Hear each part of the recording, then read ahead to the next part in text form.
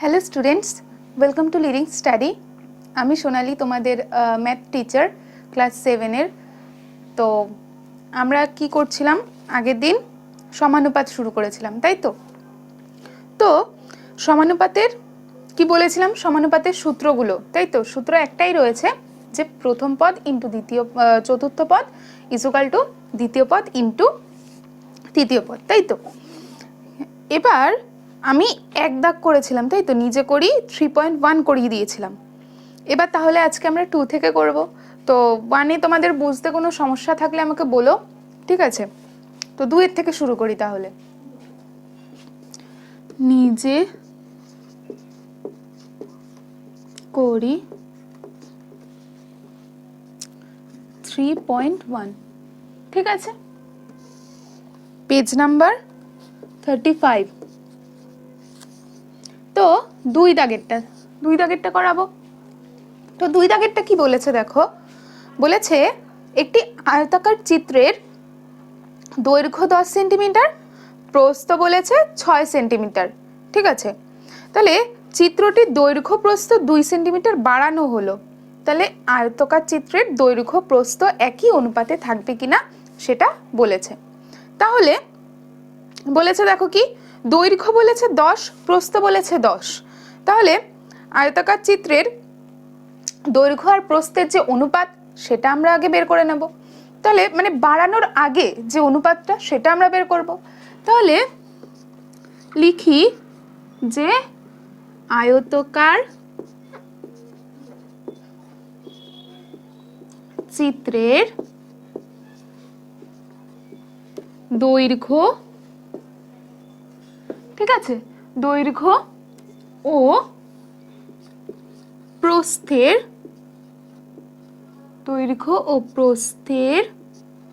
অনুপাত কত হবে বলো তো? দেওয়া আছে দেখো যে 10:6, 10:6, তাই তো? এবার এটাকে আরো ছোট করে করা যায়, মানে 10 আর 6-কে আরো ভাঙানো যায়। তাহলে 2 দিয়ে 5 দুগুণী 10, 2 দিয়ে 3 দুগুণী 6, এটা হয়, তাই তো? এবার কি দেখো, এবার বলেছে আচ্ছা 5 আর 3 রয়েছে, আর কি কাটাকুটি করা যাবে? আর তো কাটাকুটি করা যাবে না।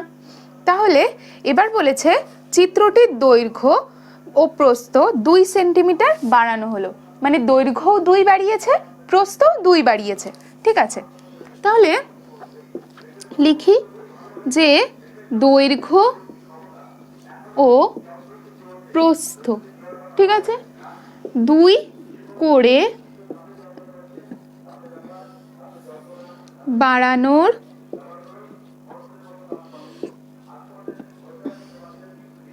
পর এখন দৈর্ঘ্য ও, ঠিক আছে, প্রস্থের, আচ্ছা দৈর্ঘ্য আর প্রস্থ কত আগে সেটা বলি।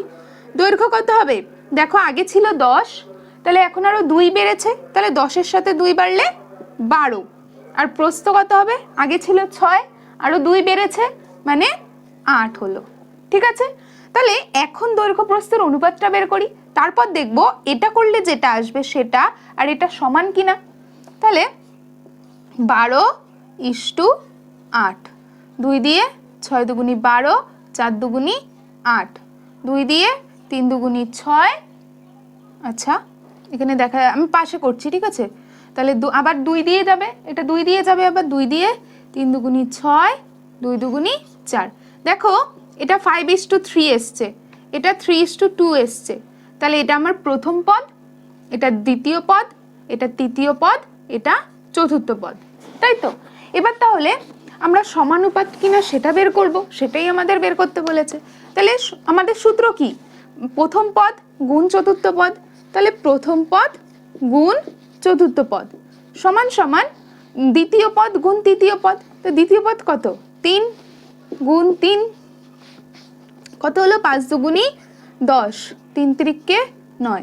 দেখো 10 আর 9 কি সমান? সমান না তো, তাহলে এটা কি হবে, এটা কিন্তু একই মানে সমানুপাতে কিন্তু নেই। ঠিক আছে, বোঝা গেল? আচ্ছা, নেক্সট তাহলে 3-এরটা পড়ি এবার। হ্যাঁ,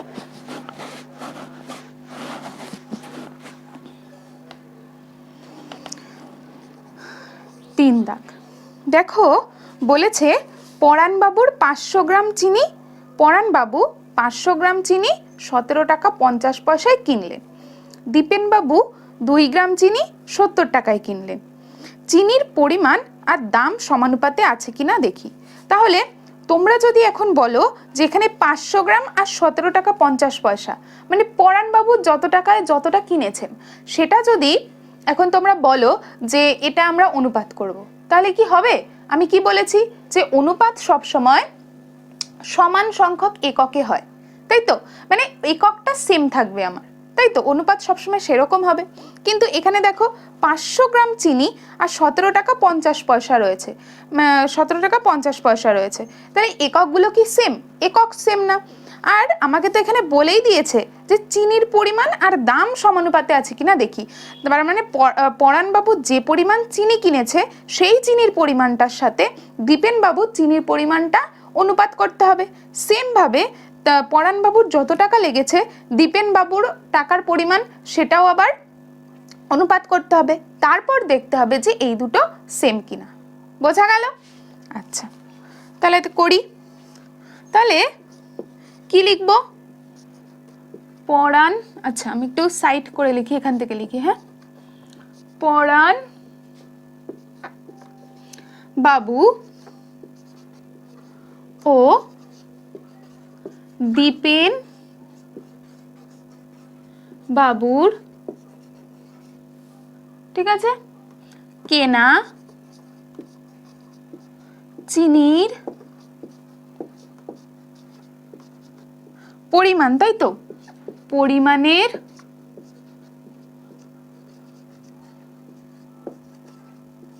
কেনা চিনির পরিমাণের কি বের করব? অনুপাত। তাহলে অনুপাত সমান সমান কত হবে? দেখো দেওয়া রয়েছে যে 500 দেখো এটা 500 গ্রামে রয়েছে, আর এটা কি বলেছে? 2 কিগ্রা। তাহলে কিগ্রা রয়েছে, গ্রাম রয়েছে, কিগ্রা থেকে গ্রাম যেতে হলে কি করি?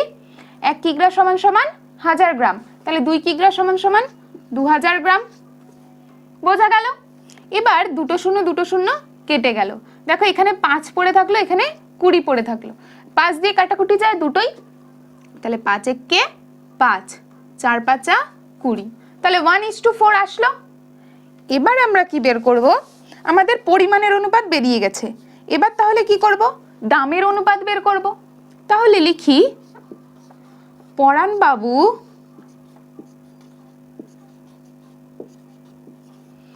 ও দীপেন বাবুর চিনির, আচ্ছা কেনা চিনির,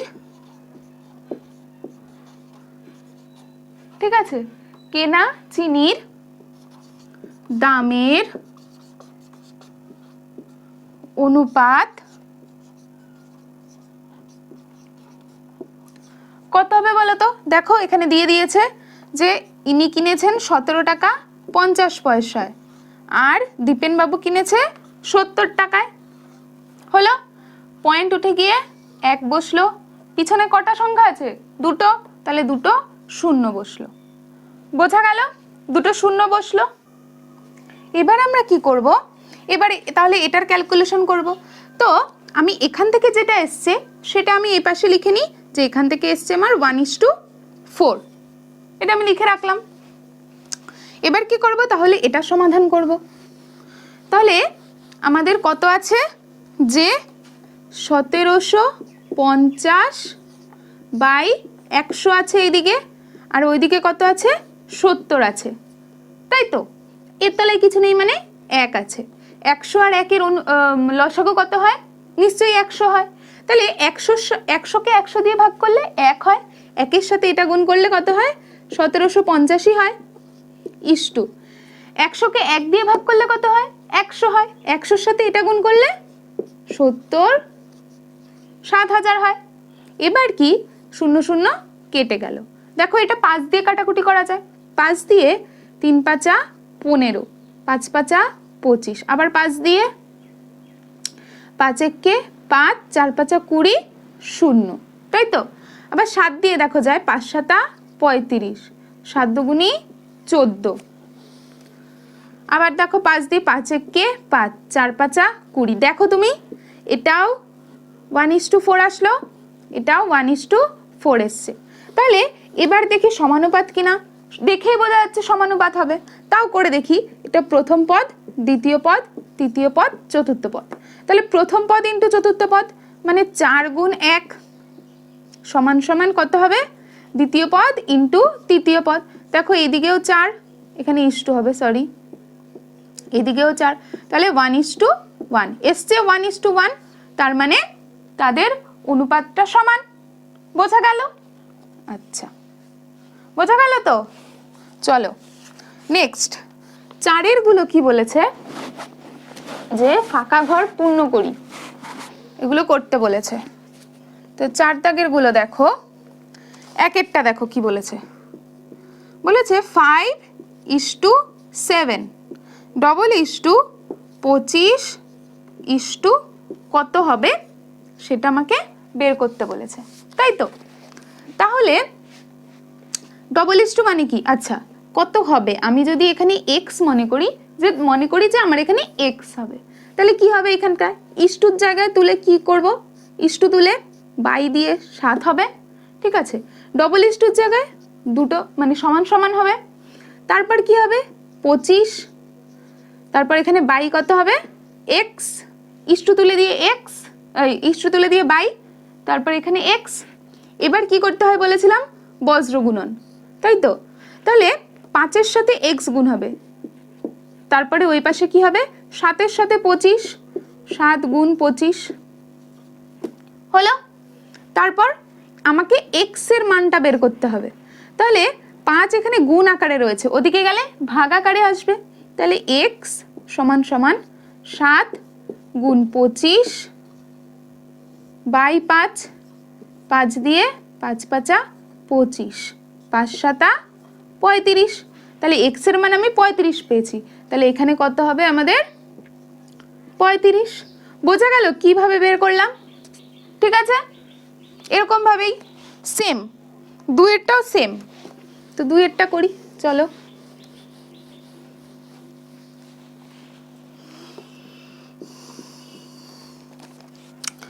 বলেছে 6:7 ডবল ইস্টু কত হবে এখানে, তারপর ইস্টু 35। সেম ভাবে যেই ঘরটা ফাঁকা থাকবে সেই ঘরটাই আমরা এক্স ধরবো, ঠিক আছে? তো এখানে আমি এক্স ধরলাম, কি হয়? 6 ইস্টু উঠে গিয়ে বাই আসবে, বাই 7 আছে, 7 বসে গেল। ডবল ইস্টুর জায়গায় কি হয়? ইজুকাল টু, তাহলে ইজুকাল টু দিলাম, এক্স ওপরে বসবে, বাই, তারপরে ইস্টু তুলে দিয়ে বাই আসলো, তারপর 35-এ বসবে। এবার কি এটার সাথে এটা, এটার সাথে এটা, তাই তো? তাহলে 7 গুণ এক্স সমান সমান 6 গুণ 35 হলো। তারপর কি? এক্স এর মান বের করতে হবে। তো 7 তো এখানে গুণ আকারে রয়েছে, 7টা তো এখানে গুণ আকারে রয়েছে, তাহলে ওই পাশে গেলে ভাগ আকারে আসবে। তাহলে এক্স সমান সমান 6 গুণ 35 বাই 7 হবে। তাহলে 5 দিয়ে 5 সাতা 35, 5 6 30 হলো। তাহলে এক্স এর মান কত পেলাম? 30। বোঝা গেল? চলো নেক্সট 3-এরটা। সবকটা এখানে যে কটা আছে সবকটা একই প্রসেসে হবে, ঠিক আছে? 3-এরটা দেখো কি বলেছে, যে 21:28 ডবল ইস্টু 3 এখানে কত বলো তো? এখানে কত কি করে বের করব? তাহলে ঠিক সেম ভাবে এখানে এক্স বসাবো, তাই তো? তারপর কি সেম প্রসেসে 21 উঠে গিয়ে বাই হবে 28, ডবল ইস্টুর জায়গায় সমান সমান হবে, তারপর কি 3 উঠে গিয়ে বাই এক্স মানে এখানেও এক্স বসবে। হলো, এবার এটার সাথে এটা আর এটার সাথে এটা, তাহলে কত হবে 21 গুণ এক্স সমান সমান 28 গুণ 3। হলো, সেমভাবে এক্স এর মান বের করতে হবে, তাহলে এক্স সমান সমান কত হবে 28 গুণ 3, এখানে গুণ আকারে রয়েছে মানে এদিকে গেলে ভাগ আকারে আসবে। হলো, তাহলে 3 দিয়ে 3 সাতা 21, 7 দিয়ে 4 সাতা 28, তাহলে এক্স সমান সমান কত আসলো 4, তাহলে এখানে কত বসবে আমাদের 4। হলো, বোঝা গেল? তাহলে এখানে 4 কি করে আসলো, এই প্রসেসটা পুরো। আচ্ছা, 4 দাগেরটা দেখো, সবকটা অঙ্ক কিন্তু সেম আর এই একই প্রসেসে হবে। তাহলে 4 দাগ দেখি, বলেছে 9:24 ডবল ইস্টু এখানে কত হবে 8, এটা বলেছে। 9:24 মানে 9/24 কি, তাই তো 9/24 ডবল ইস্টুর জায়গায় সমান সমান, এখানে আমি এক্স ধরেছি, তাহলে এখানে আমি এক্স লিখি বাই 8। হলো, এটার সাথে এটা, এটার সাথে এটা, তাহলে 24 গুণ এক্স সমান সমান 8 গুণ 9। হলো, তারপর তাহলে এক্স সমান সমান কত হবে 8 গুণ 9, 24 এখানে গুণ আকারে রয়েছে তার মানে এদিকে গেলে ভাগ আকারে আসবে, তাহলে বাই 24, 4টা 32, 3 আটা 24 আর এখান থেকে 3 3কে 9, তাহলে সমান সমান উত্তর কত আসলো আমাদের 3। তাহলে এখানে এক্স এর জায়গায় কত হবে 3। হলো, বোঝা গেল? আচ্ছা, তাহলে আমাদের 3.1 কমপ্লিট হয়ে গেল, তাই তো? তো এখান থেকে সমস্যা থাকলে আমাকে বলো, আমি আবার তোমাদের বুঝিয়ে দেব।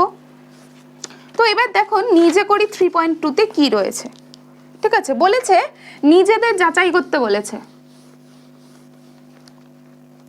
নিজে করি 3.2 নিজেদের যাচাই করতে বলেছে যে 7, 5, 14, 10 সমানুপাতে আছে কিনা।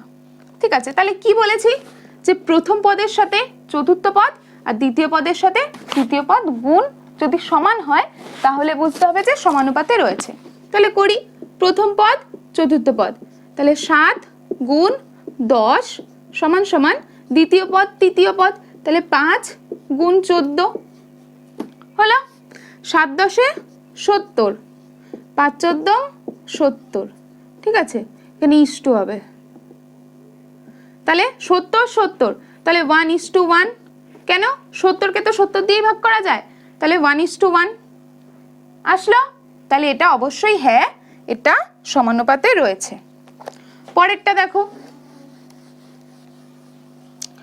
পরেরটা বলেছে 10, 5, 14, 7 সমানুপাতে আছে কিনা।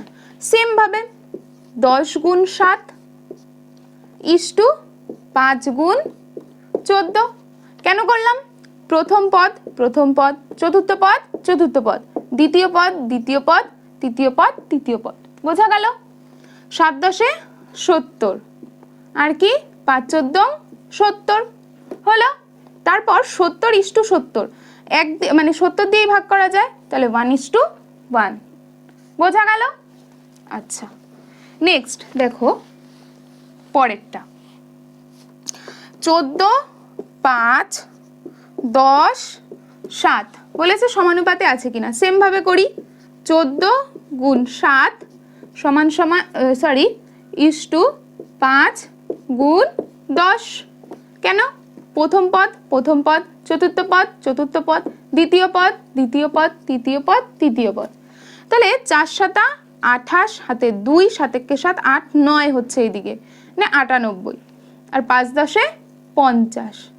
কাটাকুটি যায়, দেখো 2 দিয়ে 4 দুগুনি 8, 9 দুগুনি 18, 2 দিয়ে 25।